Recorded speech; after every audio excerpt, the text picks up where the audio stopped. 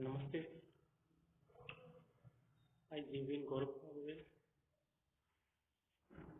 from the Faculty of Physiotherapy and Diagnostic FP in the Department of Diagnostic and Community Health in the discipline of radiology. Today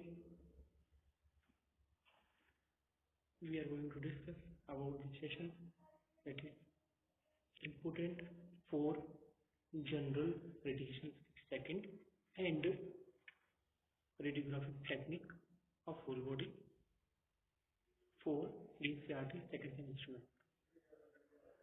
I am from Jayavati Vidyapeeth Women's University, Jaipur.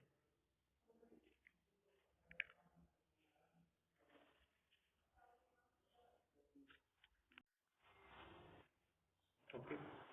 So in earlier session we had discussed about the elbow joint, projection, low projection, APL lateral, and also projection of forearm, APL lateral. Okay. Then and other views of technique. Okay. In this session we are going to discuss about the humerus. Humerus epiprojection. Epiview of the humerus is a part of the humerus series and is usually taken in standing position. However, it can also be obtained in a supine position. Okay. The projection demonstrates the humerus in its natural anatomical position, allowing the adequate radiographic examination of the entire humerus and its respective articulation. Indication: humerus view are often done to exclude large humeral shaft fracture or suspected symptomatic metastatic lesions if an occult fracture is suspected at either the proximal or distal end. It is best to do a separate elbow or shoulder freezing. Okay. So patient positioning. The patient is preferably erect. The patient's back is against the image receptor. The affected arm is abducted and centered to the upright detector. If possible, the arm is slightly externally rotated. Okay. For true anatomical position. Technical factor. Technical factor or exposure factor, it is the epiposition centering point should be in the mid-humerus shaft. Collimation. So period to the skin margin above the glenohumeral joint. Inferior to include the distal humerus, including the elbow joint. Lateral to include the skin margin. Medial to include the skin margin. Okay. So orientation should use this portrait. Detector size is 14 by 17 inches. Okay. Exposure factor is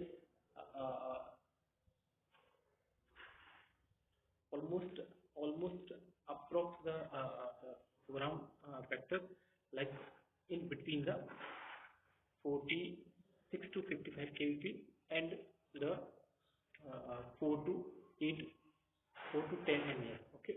And the SIG 100 centimeter grit. Yes, it is used, or it is very departmentally. In its technical regulation, the humerus is position 80, evidenced by the medial lateral epicondyles seen in the profile, and the greater tuberosity being seen on the lateral aspect of the humerus. The shaft is projected away from the patient's body, minimizing superimposition. Practical points.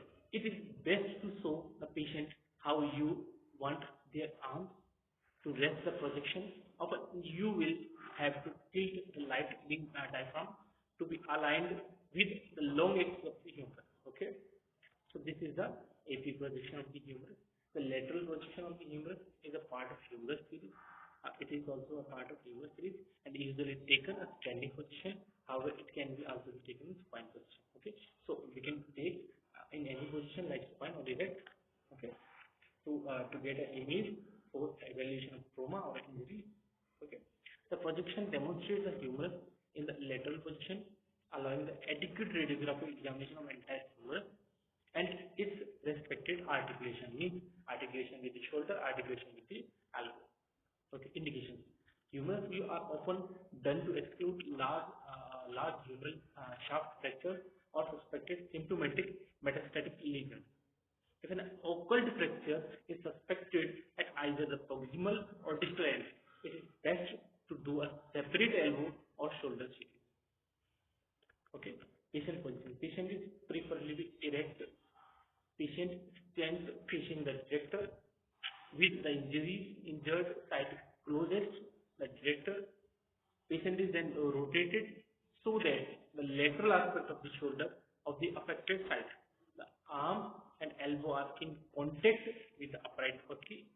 The elbow is flexed 90 degree. Okay. Place the patient hand on their stomach to maintain position. Technical factors or exposure factors. So it is a projection. So the central point mid-humerus part.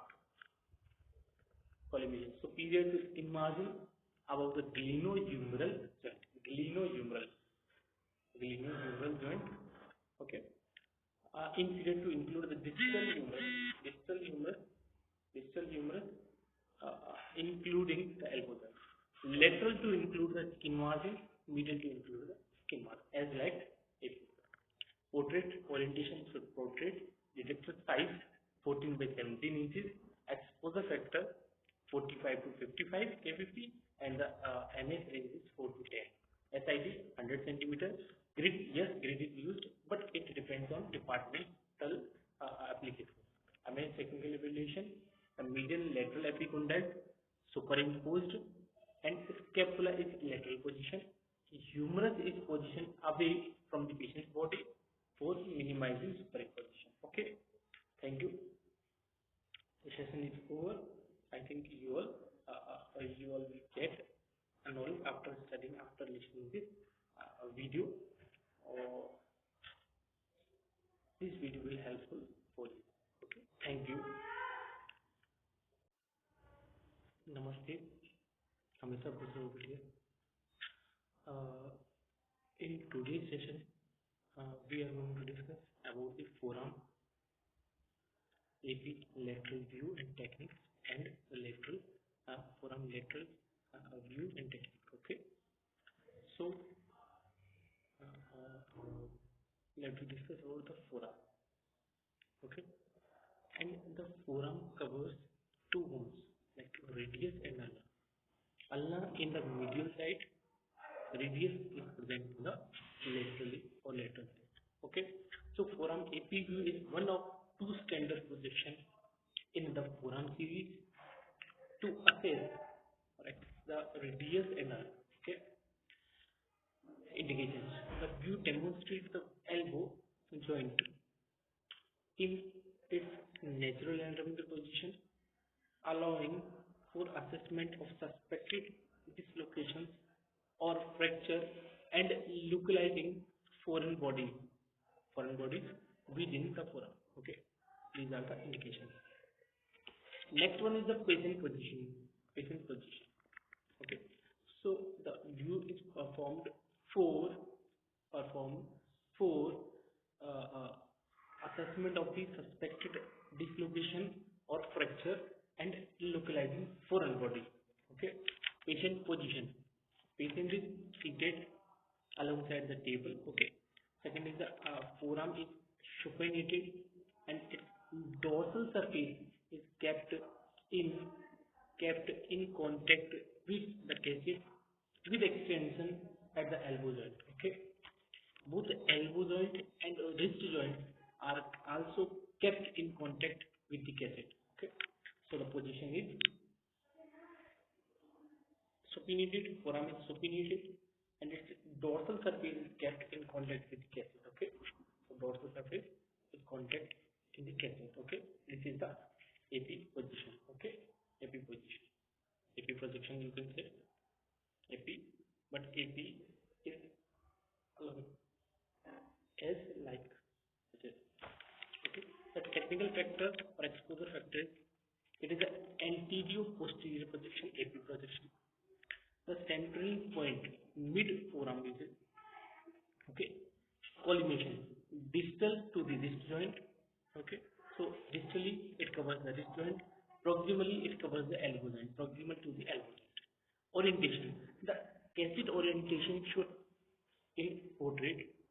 Detector size is 8 by 10 inches or 24 by 30 centimeters.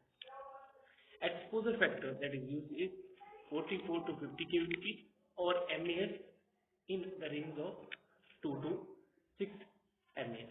SID, source to image receptor distance is 100 centimeter.